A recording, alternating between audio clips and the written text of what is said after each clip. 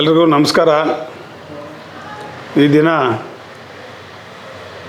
ಬಹಳ ವಿಜೃಂಭಣೆಯಿಂದ ನಾಳೆ ರಥೋತ್ಸವ ನಡೀತಾ ಇರತಕ್ಕಂಥ ಆವಣಿ ಗ್ರಾಮಕ್ಕೆ ಮತ್ತು ಆವಣಿ ದೇವಸ್ಥಾನಗಳಿಗೆ ನಾವು ಎಲ್ಲ ನಮ್ಮ ಸ್ನೇಹಿತರು ಕೂಡ ದೇವಸ್ಥಾನಕ್ಕೆ ಹೋಗಿ ರಾಮಲಿಂಗೇಶ್ವರನ ಒಂದು ಆಶೀರ್ವಾದವನ್ನು ಪಡ್ಕೊಂಡು ಹೋಗಬೇಕು ಅನ್ನೋ ಒಂದು ನಿಟ್ಟಿನಲ್ಲಿ ಎಲ್ಲರೂ ಕೂಡ ಇವತ್ತು ಈ ದೇವಸ್ಥಾನಕ್ಕೆ ಆಗಮಿಸಿದ್ದೀವಿ.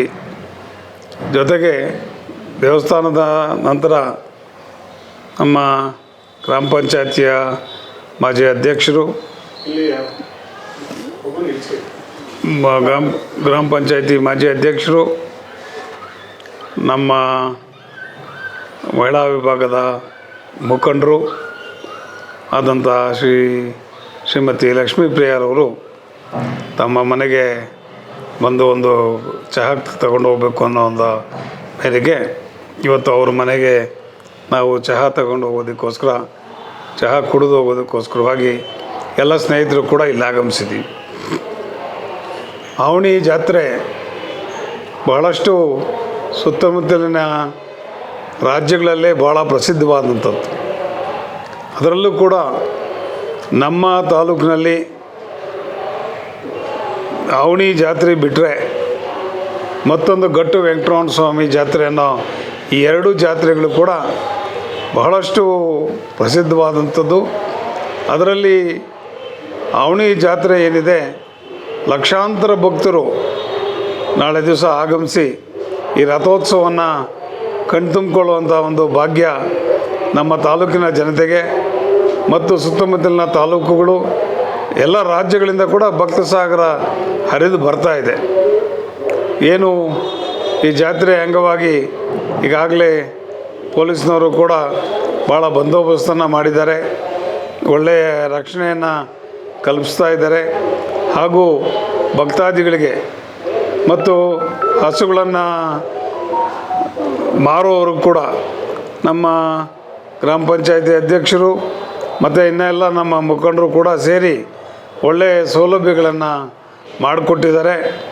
ಅವರೆಲ್ಲರಿಗೂ ಕೂಡ JDSನ ಪರವಾಗಿ ಕೃತಜ್ಞತೆಗಳನ್ನು ಈ ಮೂಲಕ ನಾನು ಸಲ್ಲಿಸ್ತಾ ಇದ್ದೇನೆ.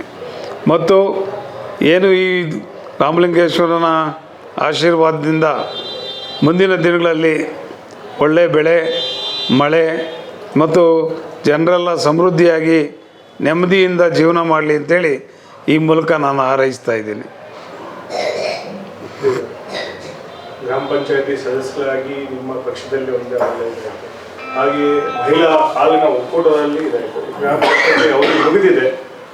ಮುಂದಿನ ಚುನಾವಣೆಗೆ ಒಳ್ಳೆ ಕೆಲಸ ಮಾಡಿರುವಂತಹ ಗ್ರಾಮ ಪಂಚಾಯತಿ ಅಧ್ಯಕ್ಷೆಯಾಗಿ ಕೆಲಸ ಮಾಡೋದಕ್ಕೆ ಏನಾದರೂ ನಿಮ್ಮ ಪಕ್ಷದಲ್ಲಿ ಏನಾದರೂ ಕೂತ್ಕೊಳ್ತೀರಾ? ಈಗ ಶ್ರೀಮತಿ ಲಕ್ಷ್ಮೀಪ್ರಿಯ ಮೇಡಮ್ ಅವರು ಒಳ್ಳೆ ಕೆಲಸ ಮಾಡ್ತಾಯಿದ್ದಾರೆ. ಒಬ್ಬ ಗ್ರಾಮ ಪಂಚಾಯತಿ ಅಧ್ಯಕ್ಷೆಯಾಗಿ ಮತ್ತು ಈ ಗ್ರಾಮದಲ್ಲೇ ಡೈರಿ ಅಧ್ಯಕ್ಷರಾಗಿ ಅನೇಕ ಉತ್ತಮವಾದಂಥ ಕಾರ್ಯಗಳನ್ನು ಮಾಡ್ತಾಯಿದ್ದಾರೆ.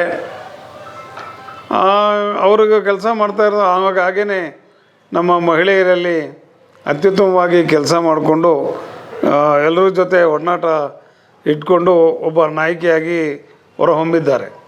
ಆದರೆ ದುರದೃಷ್ಟವಶಾತ್ ಅವರು ಕೋಲಾರ ಹಾಲು ಒಕ್ಕೂಟದ ನಿರ್ದೇಶಕರಾಗಿ ಆಯ್ಕೆ ಆಗಬೇಕಾಗಿತ್ತು. ಹಲವಾರು ಕಾರಣಗಳಿಂದ ಅವರು ಸೋಲನ್ನಪ್ಪಿದ್ದಾರೆ. ಆದರೂ ಕೂಡ ಮುಂದಿನ ದಿನಗಳಲ್ಲಿ ಅವರಿಗೆ ಇನ್ನೂ ಒಳ್ಳೆಯ ಅವಕಾಶಗಳು ಬರುವಂಥ ಸಂದರ್ಭ ಇದೆ.